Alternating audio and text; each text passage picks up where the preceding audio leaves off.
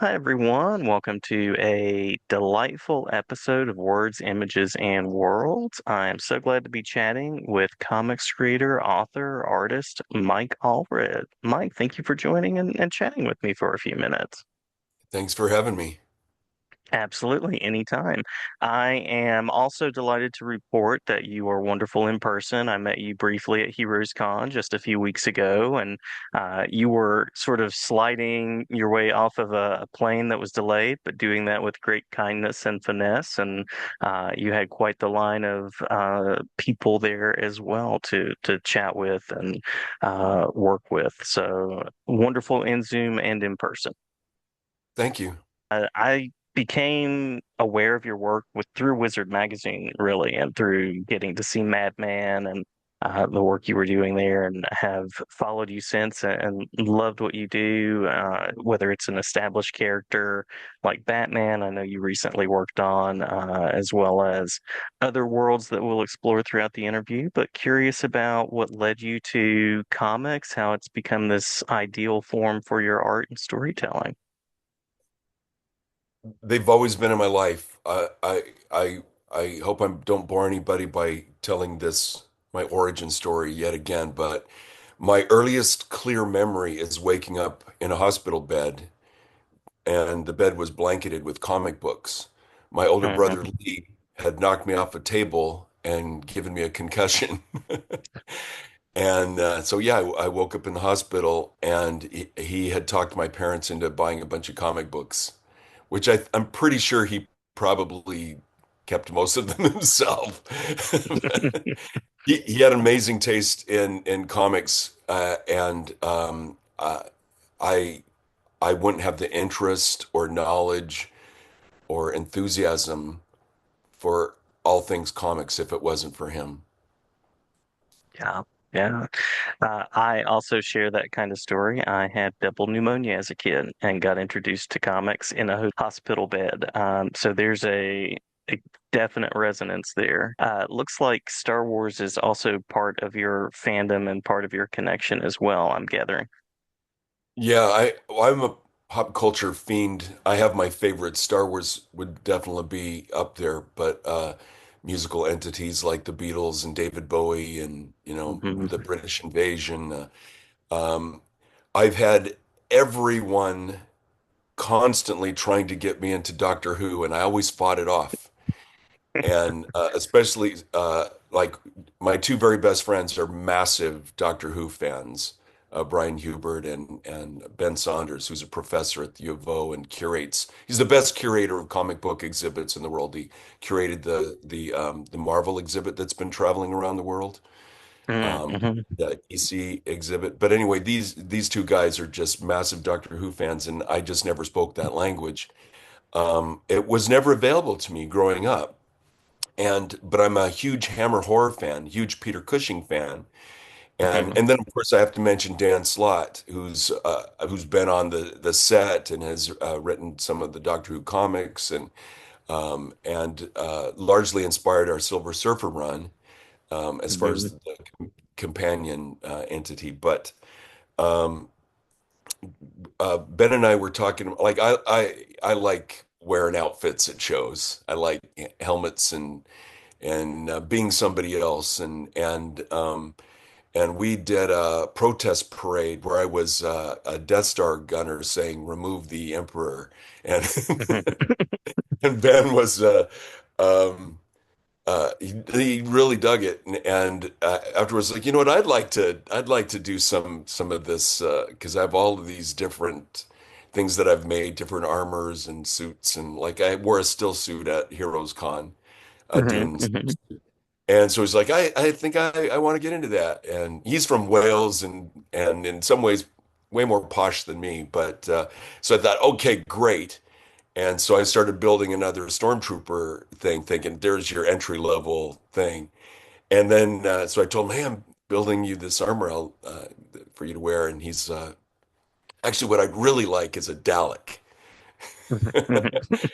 And so Nice. those who don't know, it in Doctor Who lore, the Daleks are the enemy, the Mhm. classic um, counterparts to Doctor Who and the Doctor. I'm sorry, the Doctor. His name isn't Doctor Who. So anyway, and then, but I'd always, I'd read Starlog magazine. I always saw the pictures. I always saw the imagery, and especially since the revamp from 2005, it's all around. So you'd hear about David Tennant and Peter Capaldi and Matt Smith and like, and so it was out there. But again, I didn't have my in, and so Brian, I think. He has there are two Peter Cushing Technicolor films from the 60s that adapted two storylines from the original series.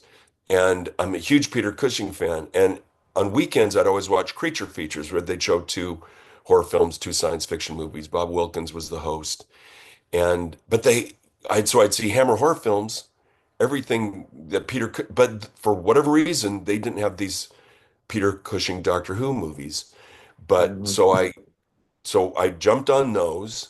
Both of them are just packed with Daleks, and it kind of lit a fuse in me. And then Ben said, "Okay, watch the Dalek episode with Christopher Eccleston. I think it's the fourth Mhm. episode of the revamp, season one. Dug it, and then it's okay. Just start with Rose episode one, and I got the bug. So Nice. So not only am I building a Dalek for Ben, but I'm going to have one too. Nice. Love it. Love it. Yeah, Embodying the and storytelling even. Brian's doing a Cyberman, so I was Cool. actually covered with dust from sanding it. But and then he called me, and here we are. So anyway, Yes. if you were to come to our house, you would uh, there's I'm a huge Adam West Batman fan. These are the projects that I've done throughout the years largely represent my passions. There's a Riff Raff Rocky, a horror spacesuit right there. Um, tw 2022 Batman, um, and classic movie posters. James Bond, Man with the Golden Gun was the first James Bond movie I saw in movie theater. We have this giant poster that Laura and I got on our honeymoon at the Hollywood Poster Shop. Um, so yeah, it's a 2001: A Space Odyssey. Uh, I just eat it up. It gets my creative energies going. My fandom for all these things echo out and are consistent. I don't abandon, like if I'm into this and then move on to this, I still love this. You know what I mean? So it all Mm-hmm. accumulates, and I have the best life partner in the world to not only allow but coexist with all of this weirdness in our home. Love it. Love it. Yeah. I know you've worked on Bowie. You mentioned Bowie and the British invasion just a little bit ago. There's really kind of a cool science fiction aesthetic to so much of what he did as That's well. how I got into him. Yeah. Yeah. Yeah, I was buying comics. We lived. I grew up first 14 years of my life in Roseburg, Oregon, and we were just a few blocks up the hill from your classic Americana downtown Main Street.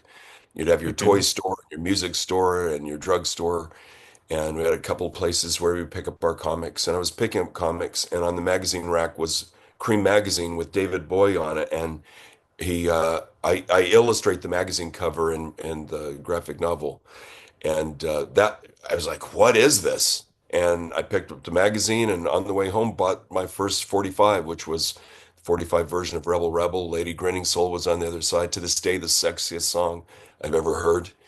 And Yeah. and my paper route money went all into buying every Bowie album. Diamond Dogs had just been released. So that was my in. And that also packed with sci-fi elements. It's largely inspired by George Orwell's 1984.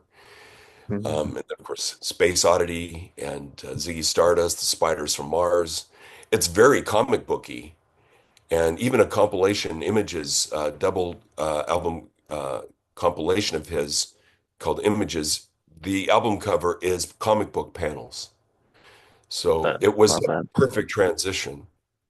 Kind of like Yeah. if you have the original Beatles Magical Mystery Tour album, which was my first Beatles album, it had a book in it and with very comic booky illustrations in it. And so yeah, it was a very easy, consistent transition to bring all these musical entities into my comic book reading and sci-fi horror movie watching.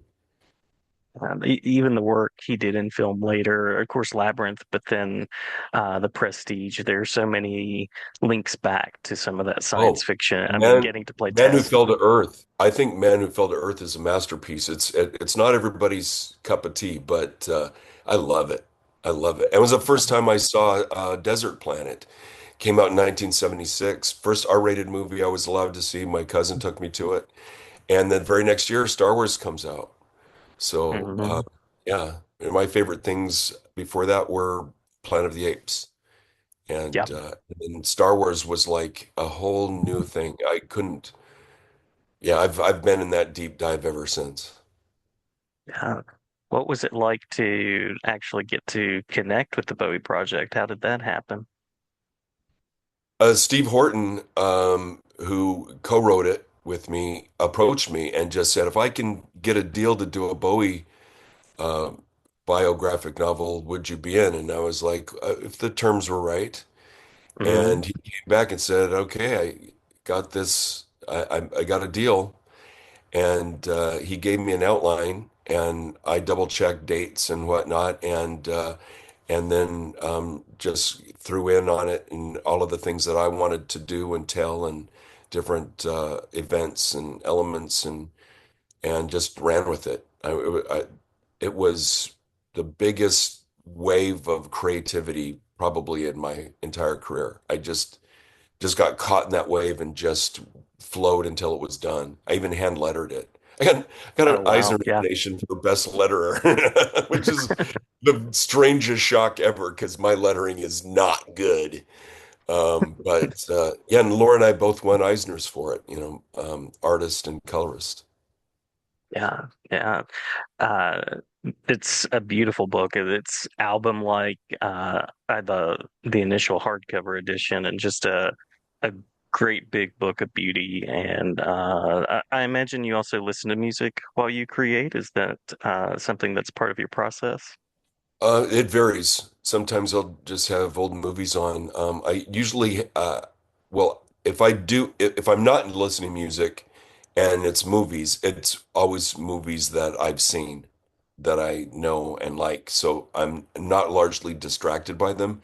It's Hmm. like a comfort. Because when I watch a new movie, I have to be completely focused on it. It can't be background material. I want to take it all in as the creators intended. Yeah. Yeah. Uh, as an artist, how do you continue to stretch yourself? How do you look for those opportunities to kind of practice something new or explore something that challenges you? I don't seek it out. It kind of naturally happens, like this whole Dalek project. It just kind of Hmm. comes in, and my dad, he was a shrink. Ken Kesey, who wrote One Flew Over the Cuckoo's Nest, was my dad's orderly, Oh, and wow. um, and so he was science minded. My mom was spiritual minded, but dad was um, he had to do everything. He built two open cockpit biplanes in our basement. You could drive out, Um, kind of like the Bat Cave from our basement. And so he built a dark room in the basement. He parachuted, flew gliders. He had lost his left hand. And this was one of the great mysteries of his life. He always had a different, every time somebody would ask him how he lost his hand, he had a different story. And a few years ago when he passed away, it was the greatest memorial ever. And just person after person got up to tell what dad had told them. It was a shark attack. I got propeller cut it off. Just story after story. And uh, but that he was always crafty. There was a drawing table in our house. There was always art supplies. And just always he never wanted anybody to tell him he couldn't do something. So Hmm. in many ways, the loss of his hand empowered him to constantly seek out and try everything he could. And so because of that, I've always been eager to try new things and develop new skills. And also, when you're at a drawing table for a great amount of time, you need to break away and do something physical. And so I'm constantly building something, and or yeah. So it's always the brain is always, and I've been told that you can ask me one question and I won't shut up. I and apologize. Please interrupt me because I my brain is just and that my most successful creator-owned creation is called Madman for a reason. So it's but no, it's just there's always something new to try, something to expand, something to get better at. So Lee and I took guitar lessons when we were kids. We have a younger brother, Curtis, um, and uh, and we did a issue of DC Solo, or I did, and I brought Lee in. And there's a story where we're going around looking for comics, and we're pulling a little red wagon with our little brother Curtis in there. And but our guitar teacher James Ray, he in his waiting room, he had a stack of comic books. So I just consider myself really lucky to always have access to all of these different inspirational pieces of art and creativity that have always let me the weekends marathons, going to see. Hmm. Remember one triple feature was The Time Machine, Forbidden Planet, and Doc Savage. Nice, Just nice. so it's like there was always stuff going on.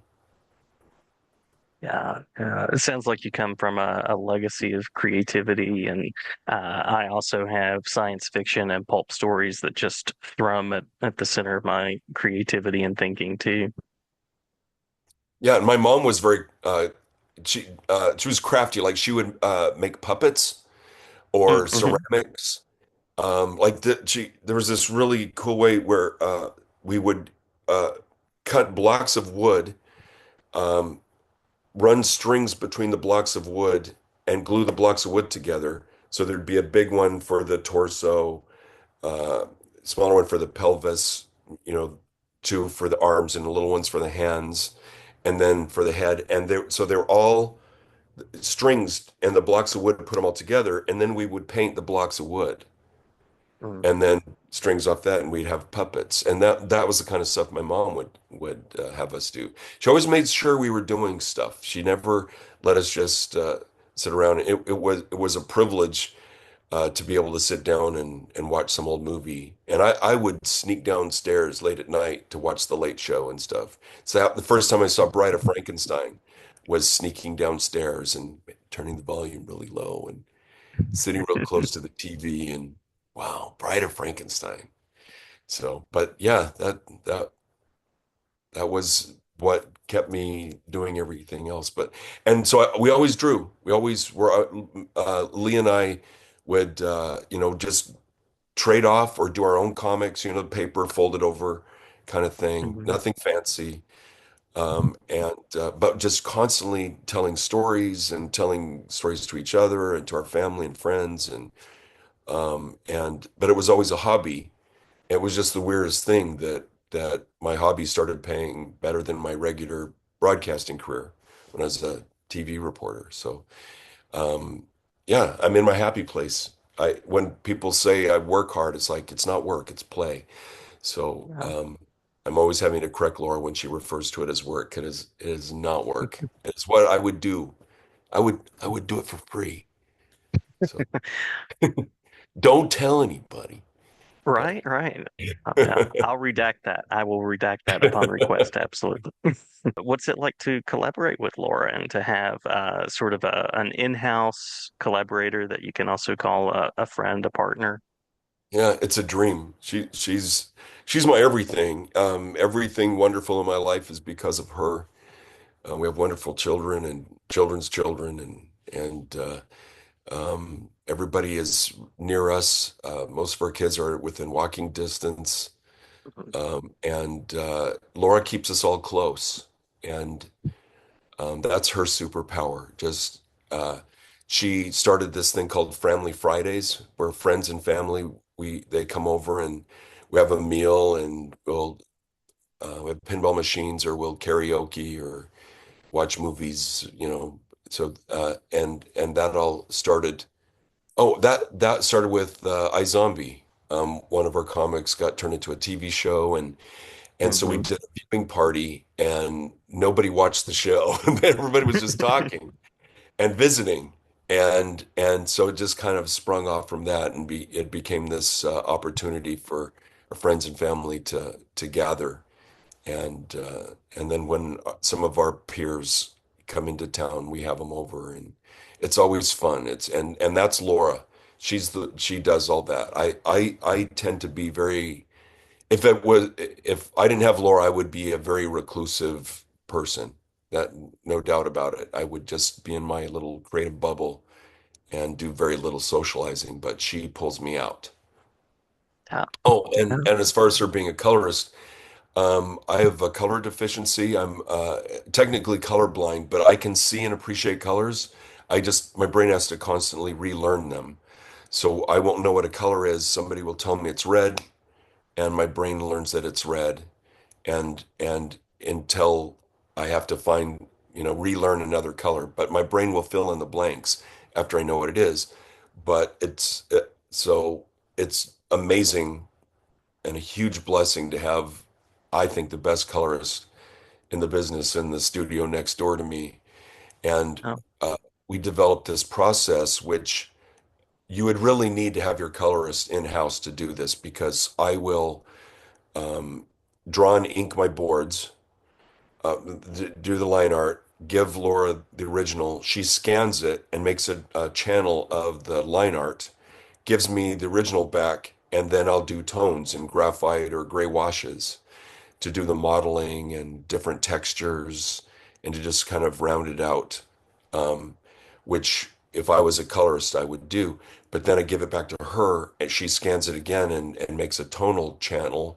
And she then changes the colors of all the tones and textures that I've created. And then Mm. she does various enhancements and fixes beyond that. So it's this perfect thing where we can immediately, uh, you know, share the originals back and forth. And what it does is gives the artwork a very organic look. Even though she's Mhm. doing it on a computer, all of the elements are organic. And so it has a handmade old school kind of vibe to it, which I like. Love it. Love it. Creative symbiosis. Absolutely. Yeah. Uh, if you were trapped on a fictitious desert or, I guess, planet island, um, top five songs or albums you would want to make sure to have with you? That would change every single day. So Nice. Yeah. today it would be because I brought them up, Diamond Dog's Magical Mystery Tour. Hmm. Um, uh, I'm going to say Dark Side of the Moon for a very obvious choice. Uh, um,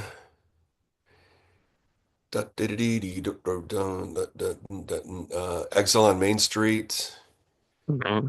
and the Zombies did an album that I'm blanking on right now. It has Time of the Season on it. Oracle and Odyssey and Oracle. Oh It's a yeah. beautiful, underrated album. So that would be my five today. Time of the Season, such a great song. Such a great Yeah. song. And that's my least favorite song on the album. Oh, nice. That's how good it Nice. is. Yeah. Beatles or Stones? Beatles. Yeah. Yeah. Yeah. Favorite science fiction comfort film? And just to clarify, I love the Rolling Stones, Hmm. but Hmm. the Beatles, one of the first movies I ever remember seeing was A Hard Day's Night, and is my all-time favorite movie. And Nice. yeah, so yeah, Beatles are in my soul, and the Rolling Stones are in the air. Love So, it. and what was your next question? I covered it. All-time science fiction comfort movie. Oh, Star Wars. Yeah, yeah, that tracks. That tracks. Yeah. And the first one, like when people will say, "Oh, Empire Strikes Back is a superior film," I have to school them because it would not exist. The first Star Wars movie is a miracle. Like the production Hmm. design, the costume design, the mythos, the brief little bits of like Obi-Wan Kenobi just briefly mentioning the Clone Wars, or and being introduced to lightsabers and the land speeder, and there's so much in that that is, I think, taken for granted because of everything that's come since. Hmm. But it's a perfect, it, completely self-contained entity. When I first saw Star Wars, it had the greatest happy ending of all time. That celebration. Hmm. We find out later that, oh, the Empire is still huge out there. The war's not over. This was just one little battle. But when, as a kid, seeing that, it felt like they won, they're the victors of the galaxy, and that Yavin ceremony where they get the medals, and it's a perfect self-contained film. And then it's just stunning that it could continue on from that. I think, and then there, these massive films that followed, Empire Strikes Back it's an independent film. The way Hmm. George Lucas was able to hang on to the rights and everything, and so there's so much to celebrate about it. But it's timeless. That production design never is dated. It's just locked in.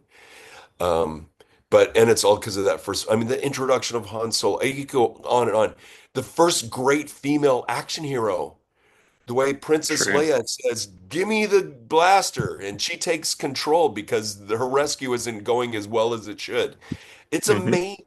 I mean, there's so many first great things in that movie. So, and I love it endlessly. It's easily the movie I've seen the most in my life. Revolutionary special effects and designs there. The opening crawl. Yeah. He really did establish like a whole vision there. Yeah, the motion control with the vehicles, and the droids are amazing. I mean, Jawas, it's just packed. Sand people, it's just Yeah. pop, pop, pop, pop, pop. It's packed. There's so much going on. The relationship with his aunt and uncle, the goriest, most violent thing of any of the films. It's seeing his aunt and uncle sizzled to down to their skeletons with their flesh hanging out. That was Hmm. horrific. Still is horrific. But yeah, and the sand crawler. I mean, it's amazing what's in that movie. Yeah. And for I think they made it for, of course, inflation, but I think $10 million was the budget back in the day. And the story about George Lucas and Steven Spielberg going to Hawaii after, putting the movie to bed and just fingers crossed, not sure if Hmm. anybody was going to even like the movie. No, Yeah. so anyway, see, you asked me one question. I just, Oh, I love it. I love it.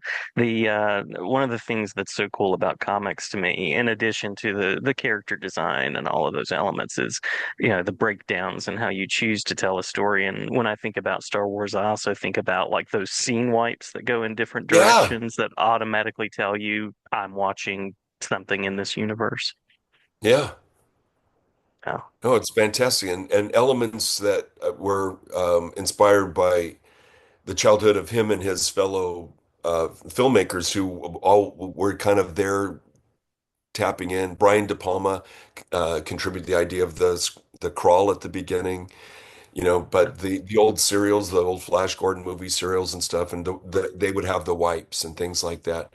So things that were like old school, he made new, and fresh and state of the art. It's like they just took the best in everything, and then to carry on with, the Indiana Jones movies and that sense of adventure and heroism. I love that. I never get tired of it. Yeah. When Yeah. I just saw the Uh, new Superman movie, it has that. yes. It has that feel, good Hmm. guys win, It's like, yeah, good defeats evil. I like a good anti-hero from time to time, but I want good to defeat evil. Yeah. And cheers to James Gunn. I'm hoping great things in his vision of those characters. And I was also very pleased with that movie when saw it with the Yeah. family last week. Yeah, we met him back in the day. We both had a movie premiering at San Diego Comic-Con. He had wrote a little superhero movie called The Specials, and we had our uh, low budget G-Men from Hell movie, and um, fortunately remembered meeting each other and liked each other. And he's been very supportive of our work, and I'm so happy to see him. It's just the Guardians of the Galaxy is still my favorite Marvel movie. That just Hmm. knocked my socks off. I couldn't believe how great it was, and that it could just reach that massive level, epic.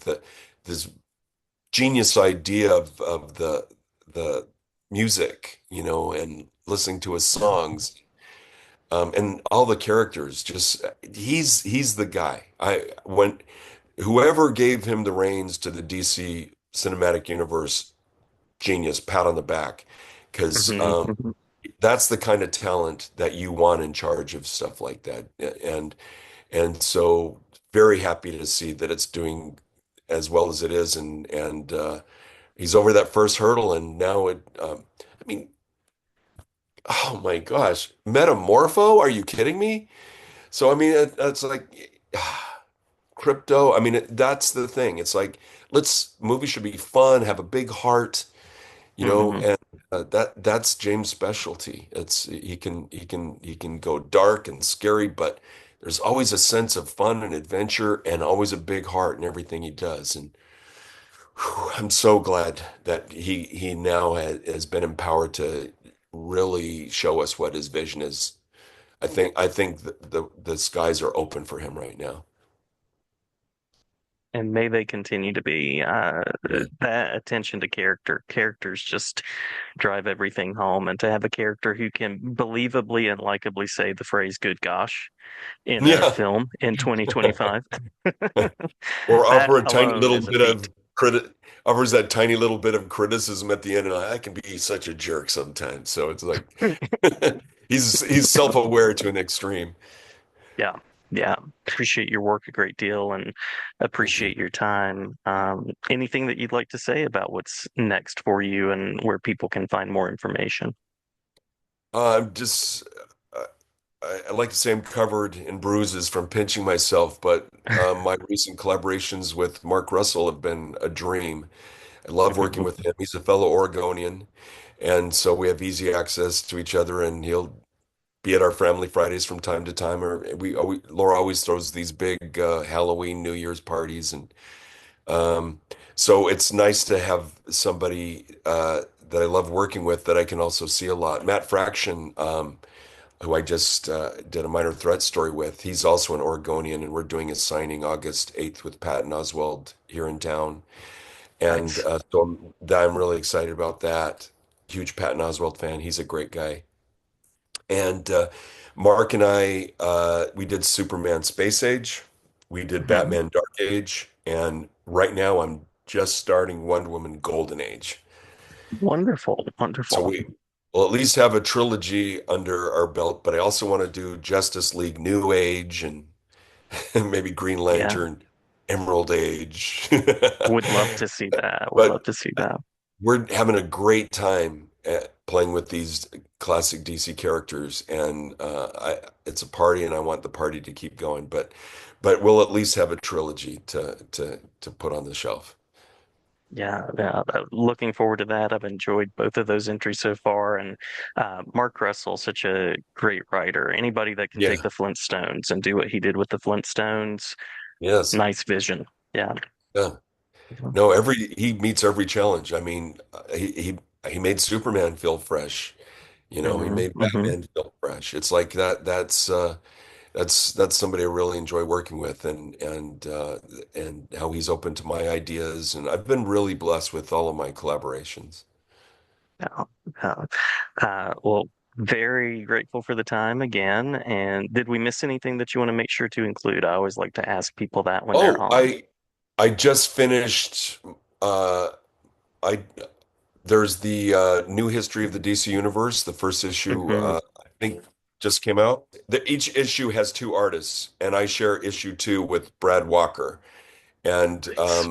every page is a splash page packed with all these different characters. And I got to play with the Doom Patrol and the Teen Titans, Batman, Superman, and Batman, Superman villains, Wonder Woman villains. Um, uh, yeah. So anyway, that should be out next month, I think. So I have the first issue, but DC's really great about sending their comps early. So if the first issue isn't in stores, it will be soon. And then I'm guessing the second issue will be a month from whenever that is. So if it's already out, then we're less than a month away from our issue hitting the shelves. Fantastic, fantastic work. You are a very busy man, busy Happily. at the play, right? And yeah, glad to have you back anytime. I appreciate the conversation and wishing you the best in all things. I very much appreciate the interest. Thank you so much. Uh, like I said, I wouldn't be, it's nice to talk to people. Great to talk with you as well. Great to talk with you as well. And safe travels. And once more, wishing you all the best. I hope folks out there will check out your work, check out Bowie, and enjoy the range of what you've done. Thanks, and best to you.